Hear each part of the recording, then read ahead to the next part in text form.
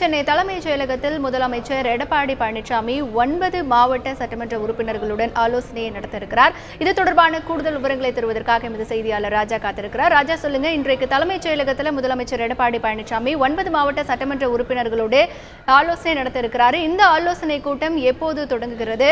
இந்த ஆலோசனை கூட்டத்தில் என்னென்ன விஷயங்கள் குறித்தெல்லாம் விவாதிக்கப்பட இருக்கிறது? ராஜா, 3 மணியளவில் சென்னை தலைமைச் செயலகத்தில் முதலமைச்சர் திரு எடப்பாடி பழனிசாமி 9 மாவட்ட சட்டமன்ற உறுப்பினர்கள், அதாவது அதிமுகவின் சட்டமன்ற உறுப்பினர்கள், சென்னை, திருவள்ளூர், காஞ்சிபுரம், விழுப்புரம், அதேபோல் வேலூர் உள்ளிட்ட பெரம்பலூர் உள்ளிட்ட 9 சட்டமன்றத்தில் உள்ள மாவட்டத்தில் உள்ள அதிமுக எம்எல்ஏக்களுடன் ஆலோசனை நடத்துகிறார்.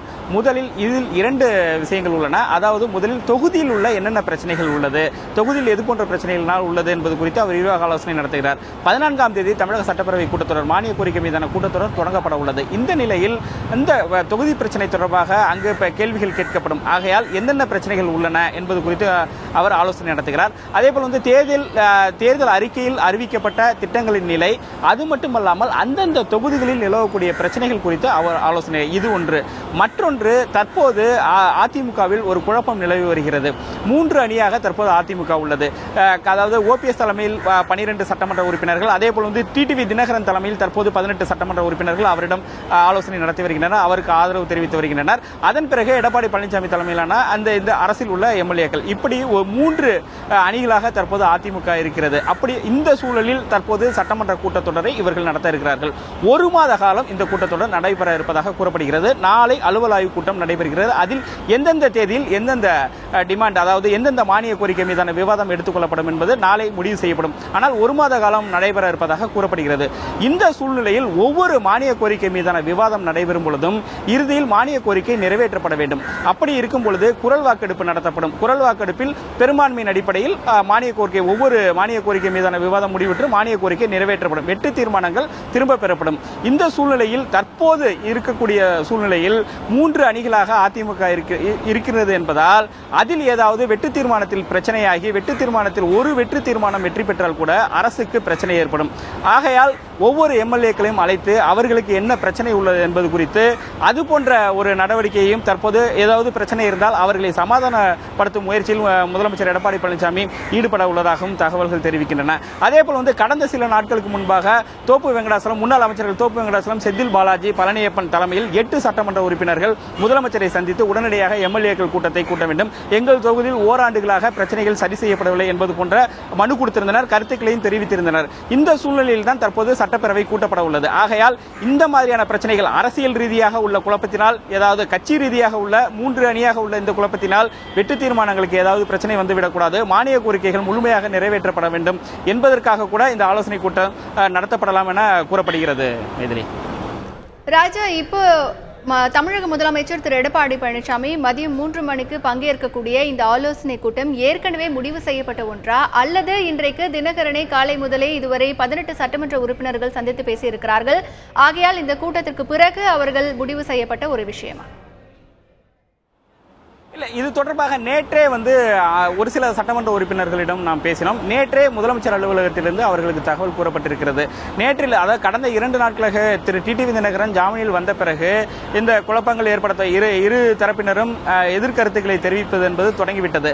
ஆகையால் நேற்றே முதலமைச்சர் இதை திட்டமிட்டுள்ளார். இன்று 9 மாவட்டங்கள், அது மட்டுமல்லாமல் மற்ற மாவட்டங்களையும் நாளை மறுதினம் தொடர்ந்து சந்திக்க உள்ளார். இந்த சந்திப்பு என்பது இன்று காலை டிடிவி தினகரனை 18 எம்எல்ஏக்கள் சந்தித்த பிறகு நடைபெற எம்எல்ஏக்களுக்கு தகவல் தெரிவிக்கவில்லை. நேற்றே அதற்கான தகவல் முறைப்படி முதலமைச்சர் அலுவலகத்திலிருந்து சென்றிருப்பதாக கூறப்படுகிறது. அதன் அடிப்படையிலேயே 3 மணிக்கு இந்த ஆலோசனை கூட்டம் நடைபெற உள்ளது. ராஜா, இப்போ திமுக செயல் தலைவர் திரு ஸ்டாலின் ஏற்கனவே சொல்லும்போது சட்டமன்றம் கூடும் வரை இந்த ஆட்சி இருக்குமா அப்படிங்கிற ஒரு கேள்வியை எழுப்பியிருந்தார். இப்பொழுது சட்டமன்றம் கூட இருக்கும்பொழுது வேறு ஏதாவது பிரச்சனைகள் வருவதற்கான வாய்ப்புகள் இருக்கிறதா? ஏனென்றால் அதிமுகவை பொறுத்தவரைக்கும் 3 அணிகளாக தற்போது பிரிந்திருக்கிறார்கள். இப்போ ஜாமீனில் வெளிவந்திருக்கக்கூடிய தினகரனிடமும் அவருடைய ஆதரவு எம்எல்ஏக்கள் சந்தித்து பேசி வருகிறார்கள். ஏற்கனவே முதலமைச்சர் திரு எடப்பாடி பழனிசாமி அவர்கள் சொல்லும்போது 122 எம்எல்ஏக்கள் எங்களிடம் இருக்கிறார்கள் அப்படின்னு சொல்றாங்க. ஆக இப்படி ஒரு சூழ்நிலையில வேற ஏதாவது பிரச்சனைகள் வருவதற்கான வாய்ப்புகள் இருக்கிறதா? கண்டிப்பா நாம் ஏற்கனவே குறிப்பிட்டபடி ஒவ்வொரு நாளும் மானிய கோரிக்கை மீதான விவாதம் நடைபெறும். ஏற்கனவே முதலமைச்சர் எடப்பாடி பழனிசாமி தலைமையிலான அரசு நம்பிக்கை கோரும் தீர்மானத்தில் வெற்றி பெற்றுவிட்டது. ஆனால் 6 மாதத்திற்கு அந்த பிரச்சனை எதுவும் இருக்காது. ஆனால் தற்சமயம் இந்த மானிய கோரிக்கை மீதான விவாதம் 30 நாட்கள் நடக்கின்றன. 33 துறைகளின் 54 மானிய கோரிக்கை மீதான விவாதம் நடைபெறும். 54 மானிய கோரிக்கைகள் நடைபெற உள்ளது.